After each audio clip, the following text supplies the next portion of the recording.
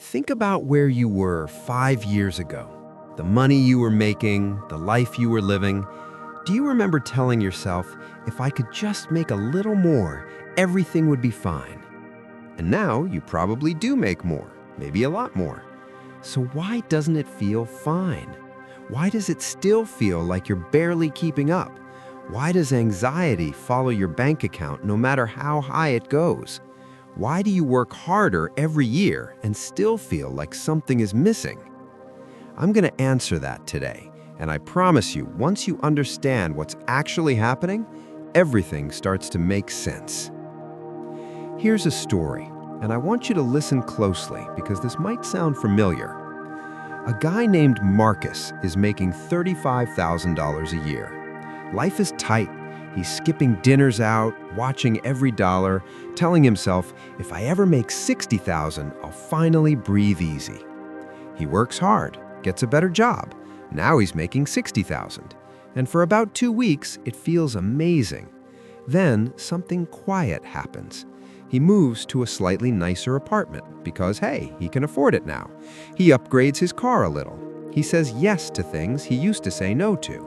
His whole life just levels up.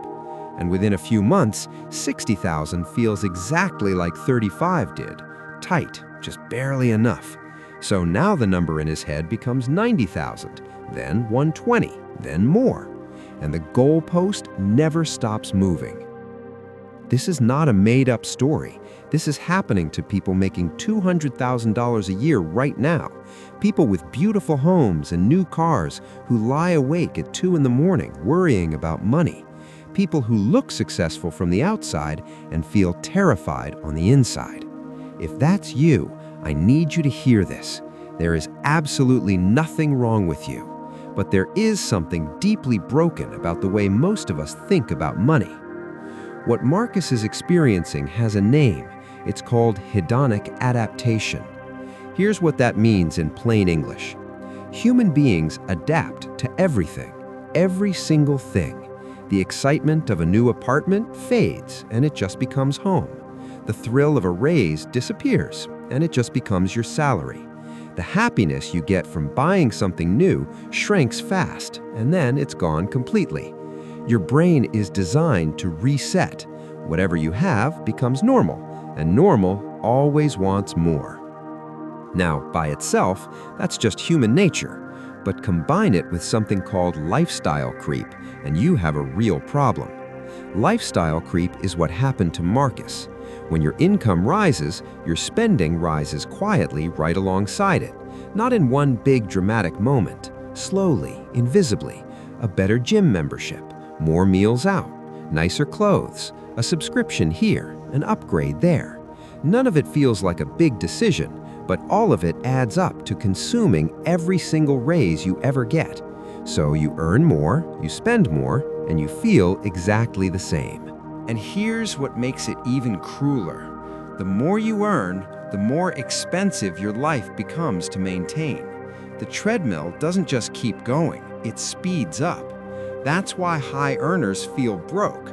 That's why people who win the lottery end up back where they started. It's not stupidity. It's this cycle running in the background, completely unexamined. Now, I want to ask you something, and I want you to be honest with yourself.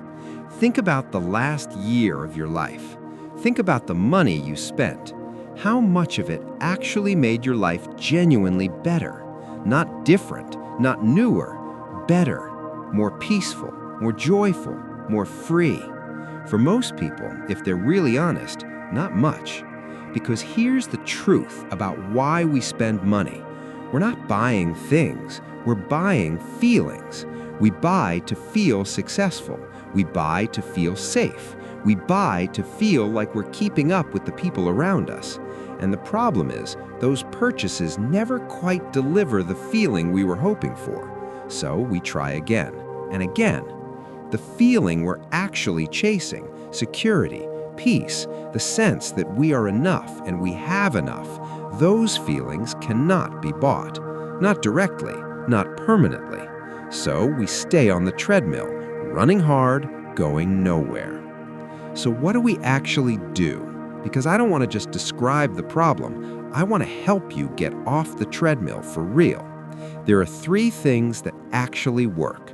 The first one is this: define what enough looks like for you. This sounds simple, but almost nobody actually does it. Most people have a vague feeling that they need more, but they've never sat down and clearly defined what their ideal life actually costs. Not the fantasy life, not the life they see online, their real life. What do you need to feel genuinely comfortable and secure? When people do this exercise honestly, they almost always find that their enough number is lower than they thought. Write it down, make it specific, because a goalpost you consciously place cannot keep moving on its own. The second thing is to pay yourself before lifestyle creep gets the chance. The moment your income goes up, before you get used to having that extra money, immediately increase what you save and invest. Automate it, make it invisible, treat it exactly like a bill you have to pay. This is the single most powerful habit for actually building wealth instead of just looking wealthier on the outside. The third thing is to spend money on what research actually shows makes people happy. And that's not things, it's experiences, it's time, it's people. Study after study shows that a trip with someone you love, time you buy back by paying for convenience, meals with people who matter to you, these things generate lasting happiness in a way that possessions almost never do. So spend intentionally on what actually moves your life forward. Cut everything else, not because you're being cheap, because you're being smart about what actually works. Here's the thing I really want you to walk away with today. Feeling rich is not about a number. It never was. It's about the gap between what you have and what you believe you need. When that gap is huge, you feel poor no matter how much you make. When that gap is small, you feel genuinely wealthy, even on a modest income. You can try to close that gap by chasing the number forever. A lot of people spend their whole lives doing exactly that. Or you can question the gap itself. You can decide what enough actually means. You can stop letting the world define that for you. That is not settling. That is not giving up on your ambitions. That is actually the hardest, most rebellious, most powerful thing you can do in a world that profits from you always believing you need more. The goal was never to have more. The goal was always to feel free. And that freedom starts in your mind, long before it ever shows up in your bank account.